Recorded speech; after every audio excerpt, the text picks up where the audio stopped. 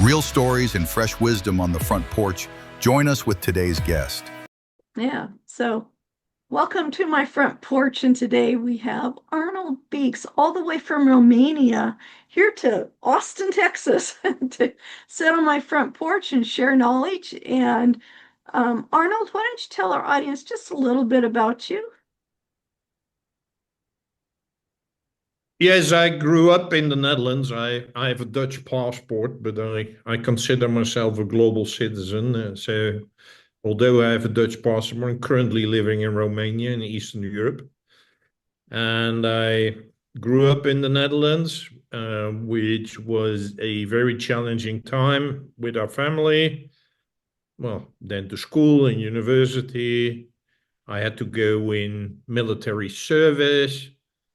Then I started working in the business environment where I worked for it was 15, 20 years.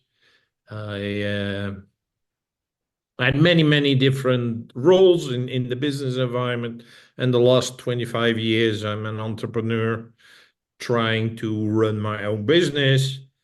And now I'm working in the market of mental health, which I had no clue when I started. That's all right. You probably started a long time before you even realized you did. And so, for those who do not know Arnold, thank you so much for telling us about you.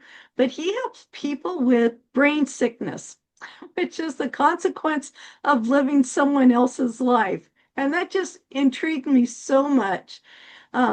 So, what is your definition of brain sickness? Yeah, and another word which I use is called fitting in, meaning that for most people, from the moment we are born, we are taught and conditioned to be another person. What do I mean by that? Is that when are you a good baby? When are you a good kid with your parents? When you do exactly what your parents tell you to do. Then you go to school. When are you a good student? When you do exactly what the teacher tells you to do. Maybe you go to church or some other organization. When are you good? When you do exactly what the preacher, the imam, or whatever name that person has, if you do exactly what they tell you to do. Then you go to high school. Maybe same story. When are you a good student? When you do exactly what the teacher tells you to do. Then you university or some other vocational training, you do exactly what the teacher tells you to do, and you're a good student. Then you start to work. When are you good at work? When you do exactly what your boss tells you to do.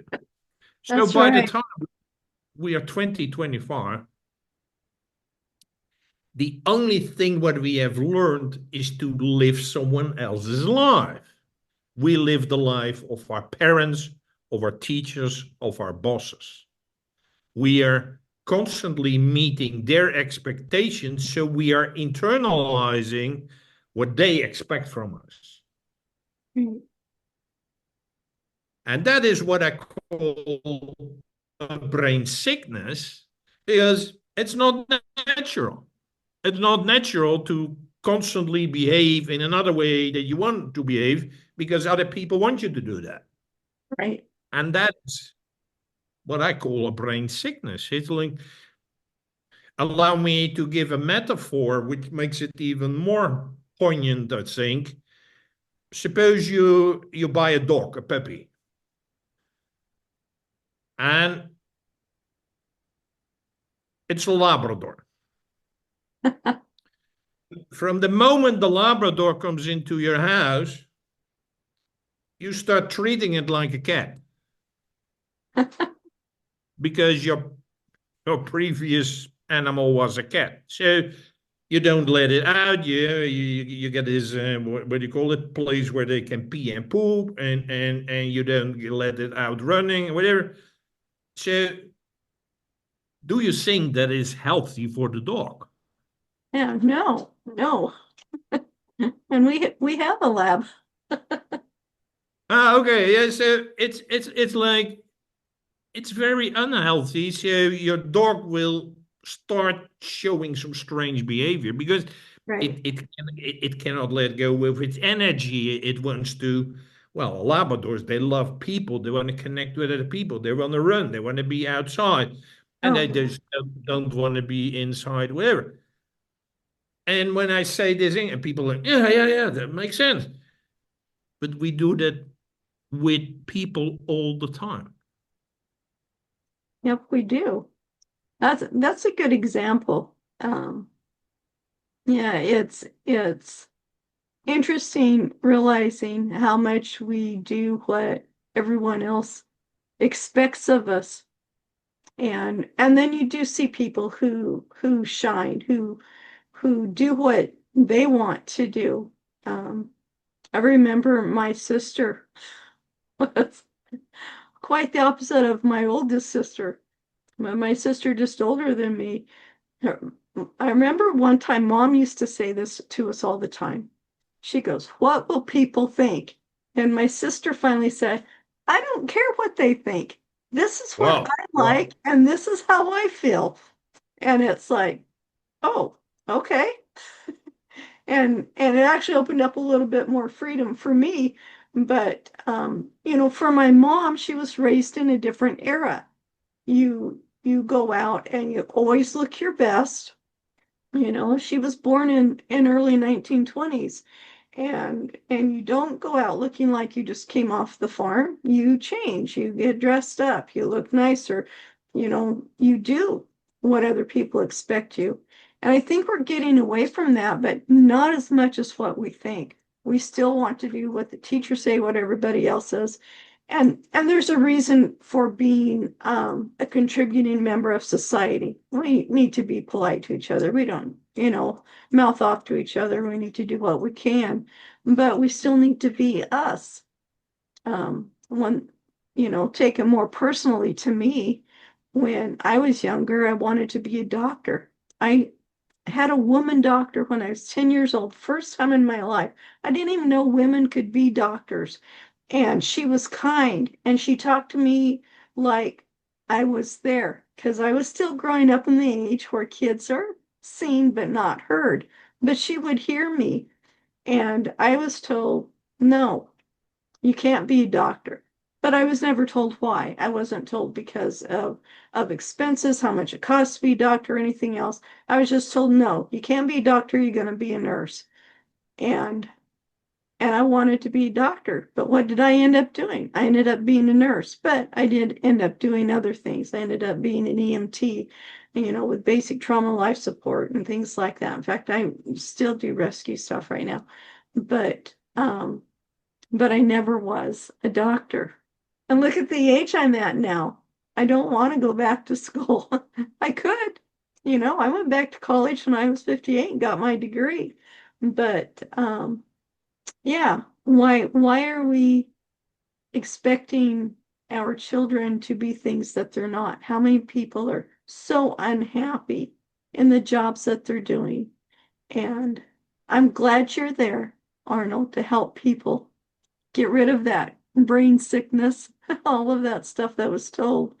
So how do you do that? How do you help somebody become who they really feel that they are? Or how do they even discover who they think they are? Well, I'm sorry to hear your story, Alice, and thank you for sharing. I think it's very, very sad. And well, you had an advantage to a certain extent to most people. You knew what you wanted to become. You were not allowed to, but at least you knew. I had no clue, and most people had no clue. Yeah? And so it's a weird way in which we go about with our children because, well, it's even today, people are expected when they are 14, 15 to make certain choices in topics they choose, whether they go for mathematics or literature or something else, because that impacts your choice, what your career is going to be. Right. It's totally impossible. it's totally impossible to at such a young age to know these things, and you're one of the exception. But it like they force you in this kind of rhythm which destroys your creativity, thinking for yourself. It destroys your agency. And it's like it's constantly other people know what's good for you. Yeah. Even if they Yeah. haven't asked you, it's like, what do you like? What are things that you know how to do? They just choose. I had never from either one of my parents asked me that question. Yeah. Yeah. So it like and you mentioned like how so many people are struggling these days. And I think that is one of the main causes of these struggles. There's nothing wrong. The whole thing about mental illness is a big lie, but it's not a lie that you feel uncomfortable in who you are, what you want, what you love, where you're good at. Because when was it? Beginning of my 40s, I had my first personal coach. He asked me that question is like, because well, I made career in the corporate world and I was a hot shot, and then it ended and you're at home. So I found a coach, which now is quite normal, but in 2000 is not. And so, and especially in Europe, coaching was already established in the US, but not in Europe. So anyway, and I was ranting to him, like, I don't want this anymore. I don't want a boss. I don't want this anymore. I don't want this. And he said, yeah, Arnold, I understand. But Arnold, can you please tell me what do you want? And I'm like, what? No. I really, really had no clue. This was the first time in my life, this was the beginning of my 40s, that someone asked me what I wanted. Wow. That's And gotta be that a is, shock. and you could say, oh, Arnold, that was shitty for you, but this is true for most people. Right. Yeah. Because you're constantly bombarded, and if it's not from the people I mentioned before, like parents, teachers, bosses, it's the media, it's movies, they're all bombarding what they want you to be or do, Yes. but not like look inside. Look inside of yourself, but like, what do I love to do? What comes easy to me? What what is it? Or can I try it or look at it? Nobody ever asked these questions. So it's no wonder that most people are fucked up. Sorry for the word. Yeah. But it used to be centuries ago. It's not that long ago, actually. But for centuries, the son would do what the father did as a business. And it was very rare that you got out of the family business. And every once in a while, you'd have somebody say, I don't want to do this. This is not what I want to do for the rest of my life. Well, what do you want to do? I don't know. I haven't experienced anything else. Well, until you experience it, you're going to do this. And so, they want to break away, but they can't because they don't know how. Or sometimes they do, and they have a neighbor or somebody's like, well, I want to go do that. But it was always set up. Now we have so much more available, many more opportunities and ways of learning than we did 100 years ago. And then we did, well, it would be 100 years. I think of my parents being born in like my dad was born in 24. He grew up, he was a farmer, but my dad broke the norm and he worked for the power company. There were more opportunities becoming available, and you could make choices. You didn't have to stay with one thing all the time. You didn't have to be a camel herder or a goat milker or whatever it was, a blanket maker. now we have more choices. And sometimes it's almost that there are so many, and I've actually heard young people say this, there are so many choices out there. I don't know what to do. I don't know how to get started. I don't want to spend the rest of my life trying to figure out what it is I want to do. I don't want to be 40 years old, as you're saying, and then finally be able to figure out what I want to do. I want to know now, which, sometimes you got to try some things. So, what do you say to someone who's maybe in their 20s, even in their early 30s, who are saying, I want to know what I can do, what I'm going to be happy at, that I don't want to spend the next 10 or 20 years figuring it out? I get two answers. One is experiment, try things. Yeah, And it's only by doing that you can find out whether you like it or not. that's true. The other one, there is I could say, an advantage to 30, 40, 50 years ago, because then you would have to supposedly choose a career for until you retire. Yeah, so you would be doing from what you do until you stop working. That was the situation.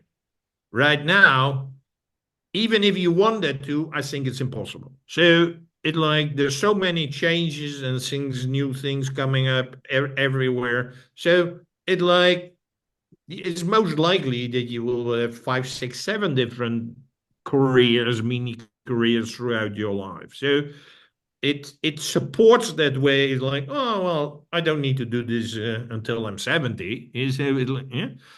And that is a very important thing to understand. The education system hasn't caught up to that yet, but that is reality. Yes, yes. And I think, when you're young, you're not married, go try different things, work 3 different jobs, and have them very different. I thought, oh, working in a restaurant would be so easy.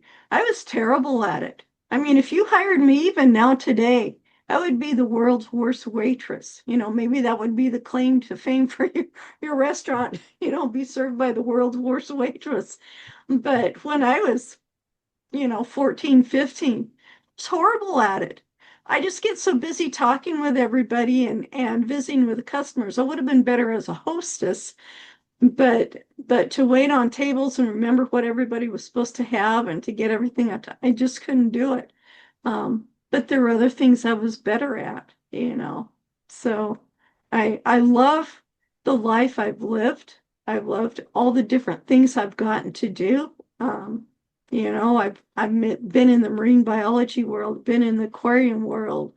I've worked with animals almost all of my life. I've worked with people almost all of my life. I've got into so many different things, and I mean, gosh, all of it has opened up doors for me. I wouldn't be on this podcast right now if I wouldn't have tried writing a book. That was something I wanted to do. I would write, but I'd only have 1 page, and then it's like, well, I put everything in this page. I don't know what else to say, So some of it comes with age, with experience, the wisdom you gain in things, and Yeah, but that is true for everything. yes, I remember that I coached a lady, and she had a dream that she would be able to buy her own horse, and that she could take care of that horse and put it somewhere else. And then when she finished working at 5 or 6, she would go to the horse, take care of the horse, and ride on the horse. I said, well, that sounds really interesting and nice. May I ask you, have you ever ridden a horse? Nope. oh, well, that would be the first start. Yeah, that's what I said. Is Yeah, like, why don't you try? Because, well, I tried horse riding when I was something like 30. It's not easy. And it can be frightening. Yeah, and it's yeah, like, they're yeah, big yeah. animals. And when Yeah, they throw you off and well, you hurt yourself yeah, and everything else. So you still can be enthusiastic, but you're also like, oh, this hurt. I don't want this. So it's like, Yeah. try, experiment, do all these things. In for my own sports, it's not a big sport in the US, but it is, well, in the Netherlands, field hockey. I played it for 35 years. And then I considered later, like, maybe I want to switch to golf, but I don't know whether I like it because there's much less dynamics in it and it's quite different. Right. So what I did is I took a, well, kind of a class which lasted a weekend to see what golf is like. And in that way, I could make a conscious decision whether I like to do it or not. So there are so Yes. many opportunities like to try and see whether it works. Yeah. And I love that. That's a really great idea is go see if somebody's doing a weekend seminar or something on it. And yeah, if you've never ridden a horse, go ride a horse. There's lots of places around who have riding stables for you. And maybe while you're there, you realize I really don't want to own a horse, but boy, I want to know how to shoe a horse, to put the horseshoes on. That's a lot of hard work being a blacksmith. Or maybe you want to, work in the feed industry, make sure they have good quality food. You don't realize how much is available until you take that first step to at least find out about it. See what else But that's is. with everything. Everything is like Yeah. one step to another, to another, to another. If Yeah. you would have said to me when I was 20, 30, 40, it's like, Arnold, you end up helping people with mental and emotional health, I would say, "Oh, no way." It's like, so it's like, but that is one part. But the other part of the story, all my experiences, they build up on each other. And now it sounds very logical, actually. So it's like, yeah. Yes. Yes. And it's great. My cousin, when my uncle retired from his work a year bef yeah, a year after his daughter retired from the military. She put in her 20 years. He goes, wow, here I am 65 and my daughter's retiring too. It just doesn't sound right. But she had her career in the military. When she got out, she did something really different, something she'd always wanted to do. And then as she's older, she gets to do something else, so you don't have to stay with one career your whole life. Put your time in. Maybe as you're working with something, you see there's something else that, you know, kind of works with it, but that's what you really want to do. And you can have lots of careers. I mean, Colonel Sanders, he was what, 65, 66 before he started Kentucky Fried Chicken. I mean, I was in my 60s before I started writing, and I love it. Gosh, I've got 45 books now in 3 years, so I must love it. And 25 books in 3 years? yes, yeah, Holy moly. I enjoy it. Well, that's clear. But, I don't just write children's books. I don't just write one kind of book. I've got children's book, I have business books, I have young adult books. I've written chapters in other people's books. I've got the magazine, Wisdom on the Front Porch, and I enjoy that. It's a very different way of writing, and it's other people that are working together, which is just amazing. I love working with other people. That's why I have anthologies. We're doing the Giving Book, Volume 5 right now. So you can submit a chapter. But the wonderful thing about this one is you don't have to submit a short story. If you love photography, here's a way to get your photography published. If you tell jokes, here's a place to get your joke published. It's a way to test the water, so to speak, to see what it's like to do this, to see what the publishing process is like, the writing process, putting together a book, having something that you've gotten, that you enjoy, that you want to share with the world, but you're not ready for a big book or this big, huge business. You just want to see what it's like. So here's another opportunity to see what it's like, the Giving Book, and you can get a hold of me after the show. but it's true. There are other opportunities out there, and we just need to look at it. Volunteering in a place that you think you might want to work at this job, go volunteer for a while. Everybody loves having volunteers who are willing to learn and to understand. Yeah, or an internship, or Yes. even interview someone who works there already 10 years and say, hey, can you tell me how it's like? Yeah. Yeah, that's a really great idea. Those are all good ideas. Yeah. Yeah. So, do you help people um, uncondition? I've got my notes here, so I'm trying to make sure I cover everything we talked about beforehand. Do you help them uncondition their brain that has put them into, I have to be what everybody says, I have to do what everybody says? How do you change that? Because it can't be a quick process. It's got to be some steps that you need to do it the right way. Yes, it take like every transformation, it takes time and effort. Yeah, so Right? it's not a quick fix, but some of the things could be quick is you immediately understand it's like, aha. Yeah. Yeah. Um, and some things will take much, much longer, or when you don't really believe it, or you think it can't be that bad, or people can't be that evil, or people can be like, Arnold is saying that, but I don't know. Yeah. So, well, that has an impact on how things work, but it's like I I grew up. My father was a military officer, and at home he was even more severe than at his work. Yeah. Mm, So what he wanted was the law. And that's so right. he later ended up in in being a judge. So that law thing is not a joke. But the main thing was like the subordination is like do as you're told, do as you're told, don't you?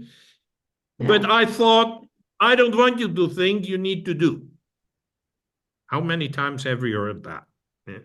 And so if I explain to people that, and well, that's in the military, but in business is no different. In business, it's Right. it's totally based on subordination. And what's the basis of subordination? Is fear. Yeah. It's Fear fear. that I'm if you not good don't do enough. what you're I don't supposed to get a do, you're good going to grade. get I don't fired. get, yeah, yeah, I Yeah. get fired or don't get a promotion Right. or lose my job. Whatever is all these things, it's based on fear. So the fear is like, oh, I better do what these guys tell me to do. If I explain this to people, and it's really easy to make, it's like, oh, so it's got nothing to do with me. There No, you it's just their way of control. And that is in everything in our society, not only in work, is that fear is the main mechanism to control people. That doesn't need much explain because people immediately understand it like, yeah, I understand. I can relate to that. And once you understand this and you're like, oh yeah, then it's kind of solved. Well, it's another way of dealing with it and what to do, but you immediately understand it like, oh, that's what they do, so that you're an obedient servant. right, right. Now it's wonderful with entrepreneurs because we take a lot of risk. We decide what the rules are, we decide what to do, we decide how to run the business. But I also know there's a lot of entrepreneurs who want to stay within the lines. I have to do what this person says or I'm never going to make it. I have to do what this person says or I'm never going to make it. And you can have five people telling you five different things. They all say the only way you're going to make it is do it my way.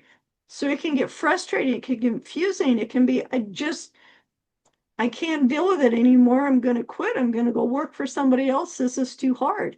But we don't want to do that. We want to run our own business. We want to make the choices. We want to take the risk. We want to provide value and service to people, give them what they really need and what they're desiring, not what the commercials on television tell them that they need, not what they think they need. And this is a great way, working with you, to adjust that brain, have a brain fitness day with you to get it in there so we can get rid of those things that have held us back in the past, things that are telling us, no, you can't do that. It has to be done this way. And it's like, well, maybe I'm finding a new way to do it. Yeah, that was one phrase you used when we spoke before, was brain fitness. And I love that. How many times do we not exercise our brains for believing in ourselves and gaining what we want out of life? I would like to add, Alice, to what you just said, is that we are, that is the educational system. We're taught to copy other people. Yeah, it's like, this is the right method, follow step 1, 2, 5 and do this. Yeah, with an entrepreneur, it's like, follow these steps, this method, and you will be a millionaire. By the way, why is it then that 95% of startups fail?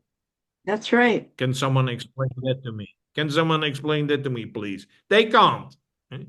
But let me pick a total different topic. And if you go to any bookstore today, and today it's the same as 10, 20, 30 years ago, there are all these books about diets. Yes. Yeah, it's like, follow diet A, B, C, D. Follow my diet. Do these things. Yeah, and you will look gorgeous and you will be lean and everything else. It doesn't work. That's right. Why do these things not work? And this is really a brain fitness thing. We have to understand that we are unique human beings.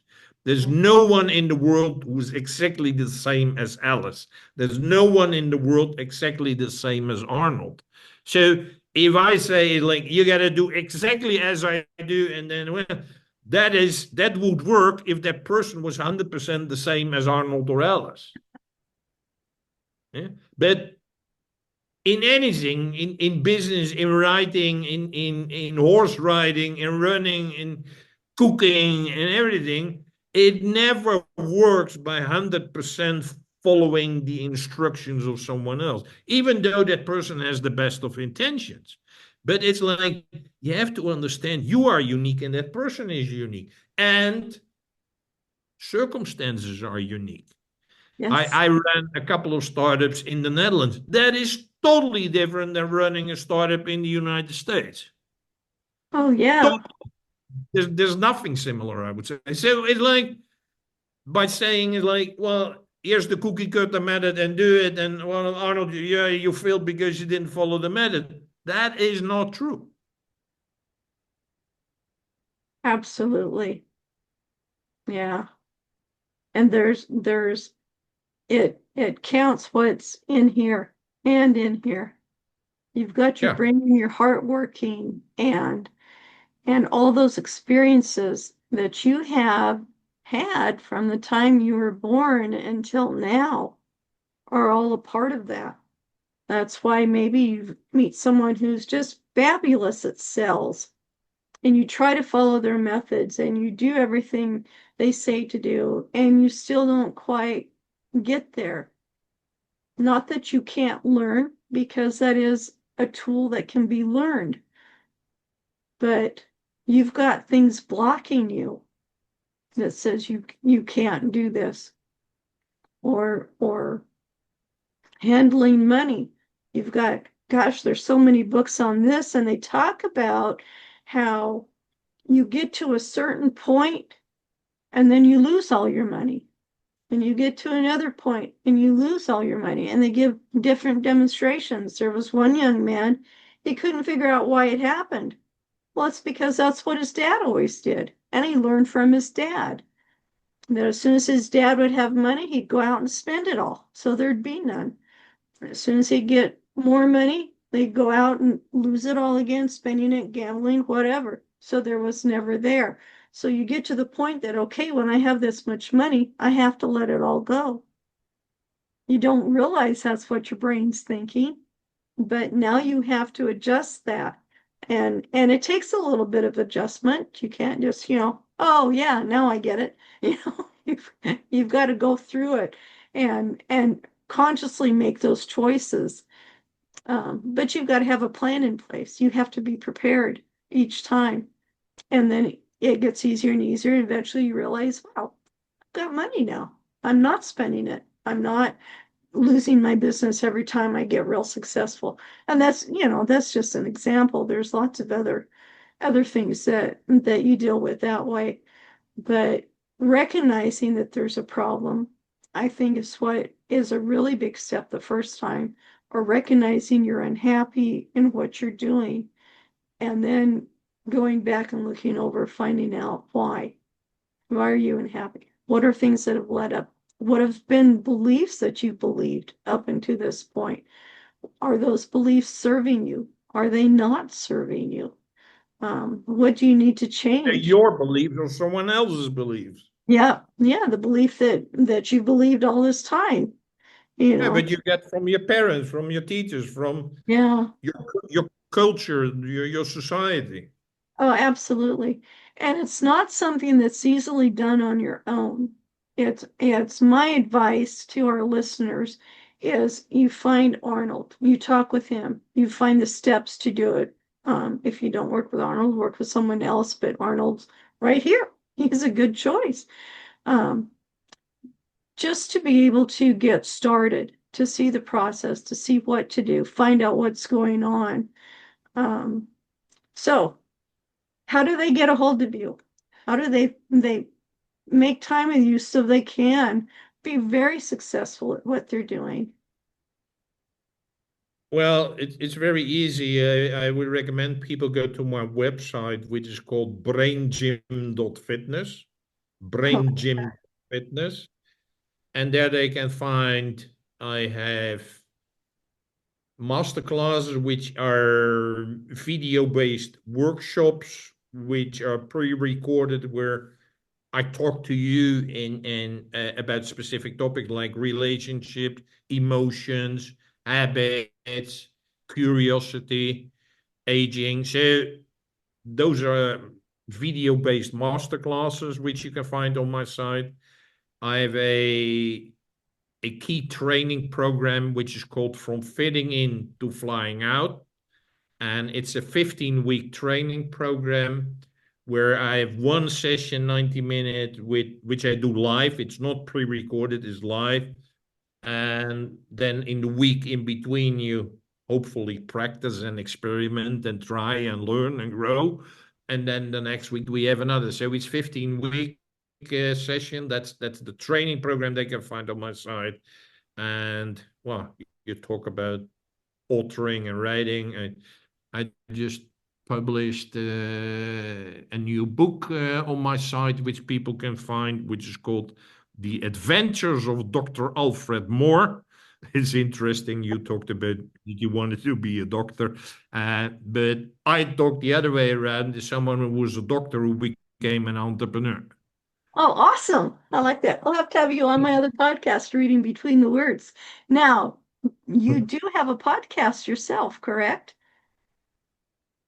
I'm a co-host on another podcast where Okay. which is called the Awakening podcast, where together with the host Roy Colin, who has 6 podcasts.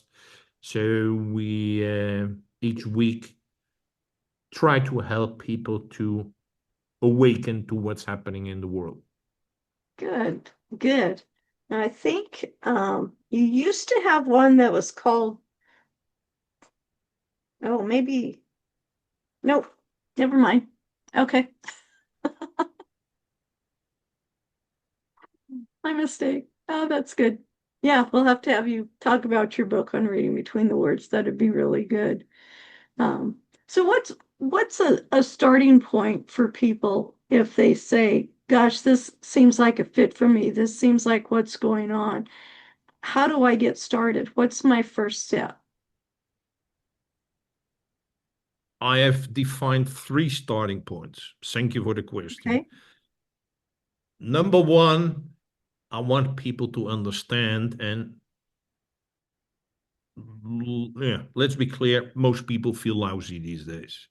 Yes. So step number one is to understand that it is not your fault. Good. Really, really important. Everything and everybody in society tries to make you feel is like you did something wrong. You didn't tell me what to do. That's totally not true. We are being conditioned at so many different levels. So it's not your fault. So don't blame yourself. It's not your fault. The second step, starting point, what people need to understand, and that is opposed to the narrative which is being told everywhere. The narrative is like everybody's good, everybody's nice, everybody. That's not true. Most people are nice and good in this world, but there are some people very evil in this world. So don't follow which they tell in religion, at school, in well, your American culture narrative, like everybody's good. That is not the case. No.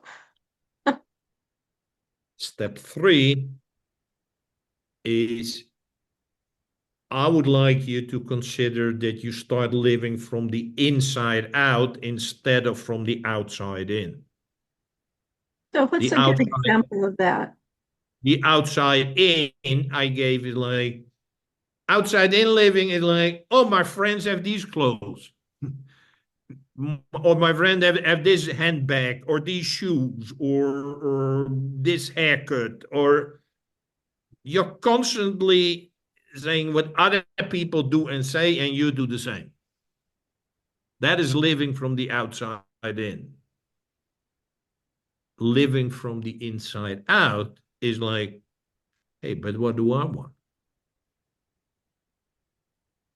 What do I love to do? How do I want to, what do I want to learn? How do I want to dress? What do I want to eat? Like, what are people I like to, what do I like to learn? It's like, well, maybe I learned something and nobody else does it. Who cares? Yeah. Exactly. So those are the 3 starting points. And one thing I've learned in life, because I used to think everybody was good, everybody was my friend and all of this. And it's like, no, people are left on their own powers without any kind of restraint or consideration of other people are pretty evil themselves. So we learn to be nice. We learn to treat each other with respect and care and love. And those are good things. And we can still be very unique and very individual and still be that way for others. Yeah. And if you've always been told that there's something wrong with you, if you've always been told you can't do this, don't believe it anymore because you're so valuable. You are so valuable and you can do things and you do matter. Exactly. And that is, I find it really sad. And that's why I say is that all people have so much potential and they can do and be so much more, but you have to unlock it because it's suppressed. Everything is suppressed. Yeah. It's like the iceberg. Most of the ice and everything is under the water. Your ice cubes even. It's all under the water. Get that up, get it out of there. Yeah. And your energy is different once you start doing that. You have energy. You feel better about life. It's like you wake up feeling good. instead of, oh, another day at the office, or can hardly wait till the weekend. What if you really loved your job? What if it's like, oh, the weekend already? Oh, bummer. But then I can go and explore other things. Um, I love what I do. I absolutely love it. I hear people say, "Oh, I dread Mondays." I love Mondays because that's when I get back into it. It's where I get wonderful guests. It's where I get to serve other people and just be around other people. And I love my weekends because then I get to go do something else and something different. I get to go fishing or whatever.